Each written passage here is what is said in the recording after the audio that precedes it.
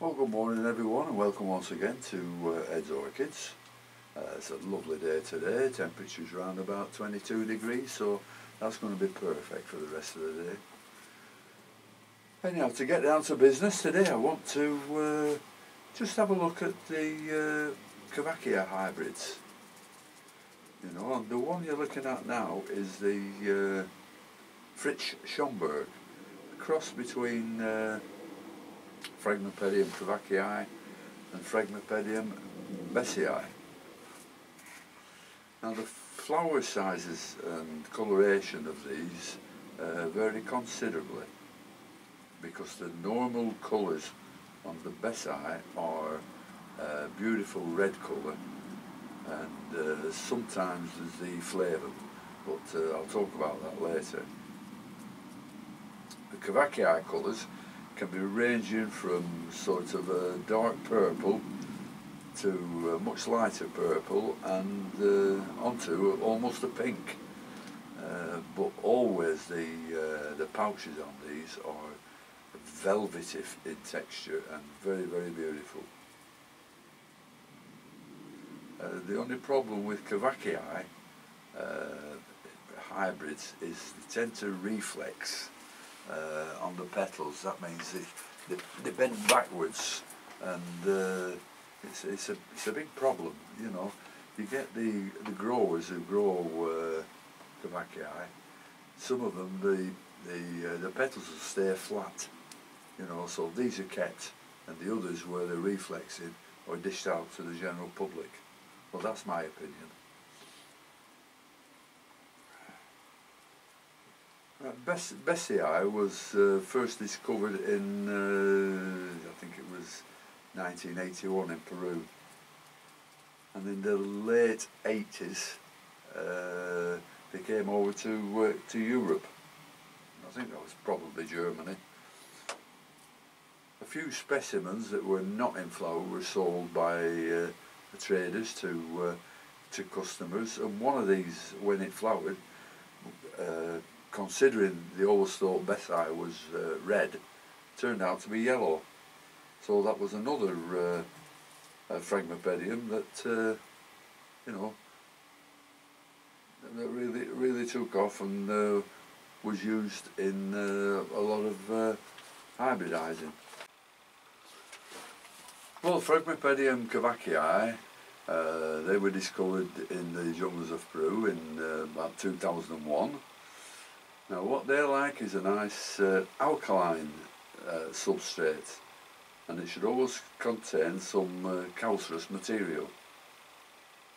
Now in mine I use grow stones for that purpose, but limestone, rock pebbles and such like will be adequate for them. Both kovachii and besseyi like similar conditions, ranging from sort of 70 Fahrenheit to 80 Fahrenheit during the day, and they can drop as low as 10 Fahrenheit at night. That is sort of 21 degrees centigrade during the day, and they can drop as low as 8 degrees centigrade at night. And I will consider these as all year round temperatures. Now when you put both of these together, you get this one you can see in front of you, this kovachii besseyi. Now this is a plant I've had for a few years. The long leaves that are dropping down by the side are from old growth. It's been flowered twice, but as you can see, it's coming up nicely with two nice new buds there. Two beautiful growths those, so they should be absolutely marvellous flowers when they get to flowering size.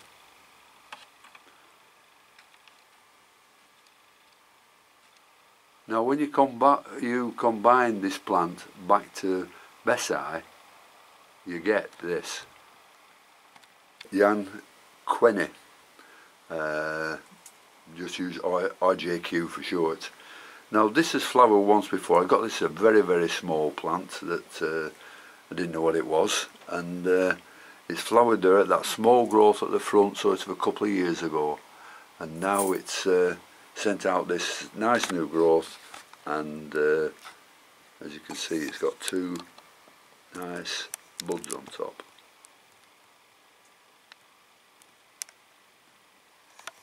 There we are. I'll take the camera closer then you can see them. Well, this is all flowered once before, and just with one flower on, but now it looks like the Bessie is taking over quite a bit. The Bessie being sort of almost a free flowering thing when it grows to any size, that this is now producing 3 flowers, 3 buds. There's one there, another there, and a little one just coming through by the side of it. So I'm looking forward to that opening. That should be quite lovely. Well, here's the straightforward kovachii, and growing very well. As you can see there's plenty of growths on it. Plenty of new growths. There must 1, 2, 3, 4, 5 growths on it there. Unfortunately, I don't have a Bessie, but I'm hoping to pick one up this weekend. So I'll be looking forward to that one. And here's another kovachii hybrid called Pragmapedium lasverinus. Then it's between kovachii and sargentianum. You may remember that I think it's a few months ago when I split a very large plant of this. It must have been 5 or 6 feet tall, and I broke it into about 3 pieces, and this is one of the divisions, and it's growing very, very nicely. I'll just turn it around and show you that it's got a nice new growth there. Oh, and I've just noticed there's another new growth coming up there. Now you might think that I keep my plants a little bit dry. One or two people have said that when they look at them, it look dry, my plants. Well, they do look dry on top, but I can assure you they're very, very wet underneath where the roots are. And by keeping it a little bit dry on the top, if possible, it stops any root rot developing, you know, in the crown of the plant. I sent one of these to Margaret East in Margaret East ME's orchids, and she's doing a very, very good job of it. Well, that's about all for today, and I'll just finish up by showing you the only Paphiopedilum, the only slipper orchid I have in flower, and this is due for going over in a few days' time. So thank you for watching, and thank you to my subscribers, and until I see you next time. Bye.